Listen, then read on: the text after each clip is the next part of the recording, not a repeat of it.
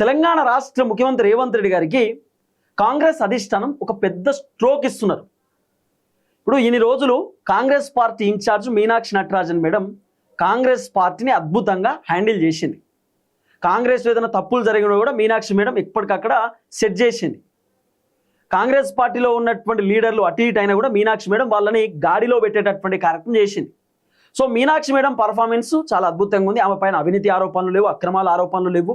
ఆమె నిజాయితీగా పనిచేసింది. రేవంత్ రెడ్డి కూడా మీనాక్షి మేడంని తెలంగాణ నుండి పంపించడానికి రకరకాల ప్రయత్నాలు చేసిండు. మీనాక్షి పైన వార్తలు రాపించిండు.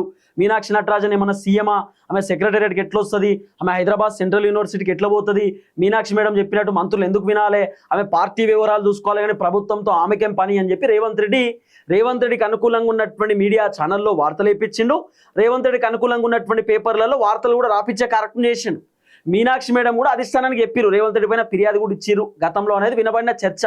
రేవంత్ రెడ్డి ఇష్టానుసారంగా నా పైన కుట్ర చేస్తున్నాడు, వార్తలు రాపిస్తున్నాడు, ఆమె ఎవరు ఈమె ఎవరు అని చెప్పి నా పైన కొంతమంది మీడియా వాళ్ళు కూడా మాట్లాడుతున్నారు. అంటే అధిష్టానం చాలా క్లియర్గా రేవంత్ రెడ్డికి చెప్పారు, మీనాక్షి మేడం ఎట్లా చెప్తే మీరు అట్లా వినాలి, ప్రభుత్వం అయినా పార్టీ అయినా మీనాక్షి మేడం చెప్పినట్టు వినండి, ఆమె చెప్పినట్టు ఫాలో అవ్వండి అని చెప్పి మీనాక్షి మేడంని సపోర్ట్ చేస్తూ అధిష్టానం రేవంత్ రెడ్డికి ఒక హింట్ ఇచ్చారు.